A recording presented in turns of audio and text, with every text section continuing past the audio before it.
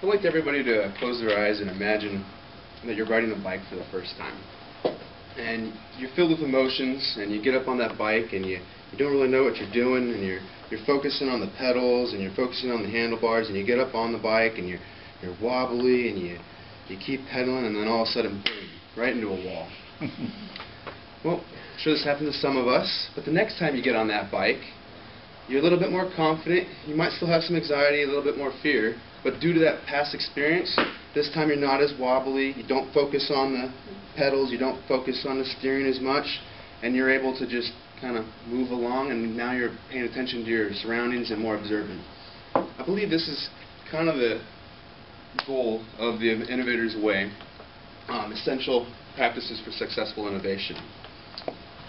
In a little introduction, what I'm going to do is define innovation, well, how Denning and Dunham define innovation, and then I'm going to discuss how invention is not enough, and then I'll give a quick overview of the 8 practices, and lastly I'll plug their website for them. Innovation they define as the adoption of new practice in a community.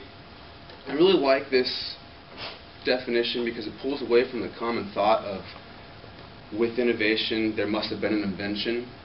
Because first off, an invention does not create innovation. You need to be able to communicate to an audience to adopt your idea, and that's essentially what they're going for. Invention is not enough. This quote by Harold Evans I really like. Invention is not simply invention. It is inventiveness put to use. Invention without innovation is a pastime. And basically that goes along with the fact that just because you have an invention doesn't mean people are going to adopt it. Like if I come up with an idea, for instance, if I said, it's kind of random, if I said this card is the cure for a common cold, you're not going to believe it until you see it. And even if you do believe it, you're not going to adopt it right away. You might have resistance to this. They give an example with Robert Medikoff. He was the inventor of the Ethernet, and there was a quick little story. He basically, an interviewer asked him the question. He's going, "Oh, you bought this house. You bought this house because of your invention." And he snaps back quickly at him and says, "No, I was able to afford that house because I sold Ethernet for 10 years." So it was more about the innovation of having the community adopt his practice. So moving on, the 8 essential practices of innovation. I like to show this picture because it emphasizes that the practices are not sequential, they're intertwined together. I'll kind of explain that these 3 here are the environment, and sensing and sustaining, as we can see, are the main work of invention, and offering, adopting, and sustaining are the main work of adoption. So first, sensing. Sensing is basically the ability to seek new possibilities that have value to a community. And in doing so, you have to have an openness to disharmonies. They talk about this a lot in the book. They call it the prime innovation pattern. This pattern they witnessed through tons of innovator stories over time. And basically, essentially, what it was somebody seeing a disharmony with the current practice, and that disharmony bugged them consistently, and they never let it go until they found a solution. And then once they found a solution, they committed to action and, talked about it and hopefully innovated.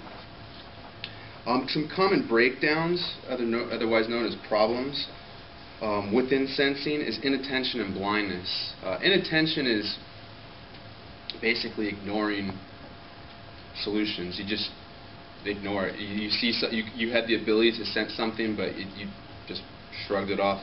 And blindness is kind of more with your frame of reference.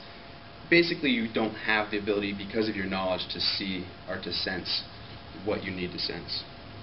The next is envisioning. Envisioning is basically the ability to tell a compelling story. Good storytelling grabs attention and moves emotion, and it also builds trust. It builds trust in your commitment to action.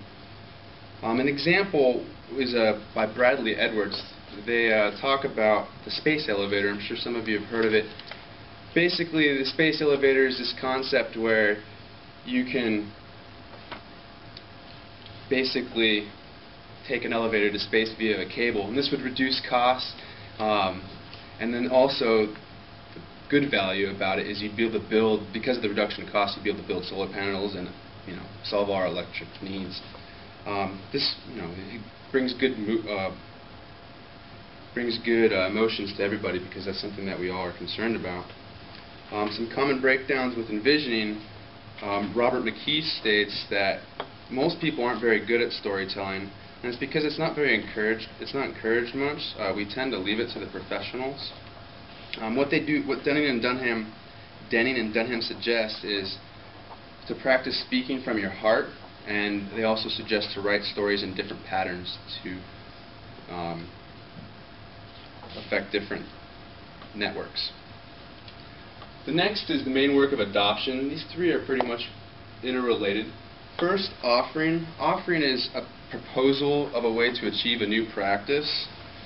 They give the example of Tim Berners-Lee when he proposed the World Wide Web to CERN. He was pretty much immediately rejected, and then he kind of got back up and went outside of CERN's network and found adopters that saw his proposal had value, and after that the World Wide Web was soon accepted by CERN. The moral of that short story is an offer is not something that happens right away. It's a process that you have to happen over time. The author suggests a practice here is to get a coach and keep a journal, and also practice live conversations. Adopting is to get people basically to adopt a new practice for the first time. To do this, you have to seek understanding networks. Each network will have different concerns, allowing you to adopt or evolve your story in different ways. Blend resistance, and also blend with resistance.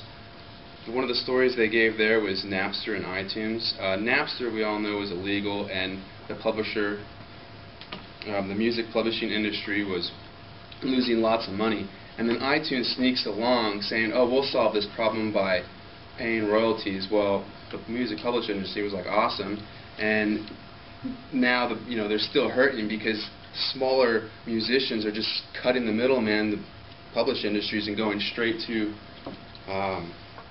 iTunes. Sustaining is basically probably one of the hardest in my opinion, and it's getting people to stay with the practice. People are resistant to change, and an innovator must integrate the new practice and continue to support all those concerns.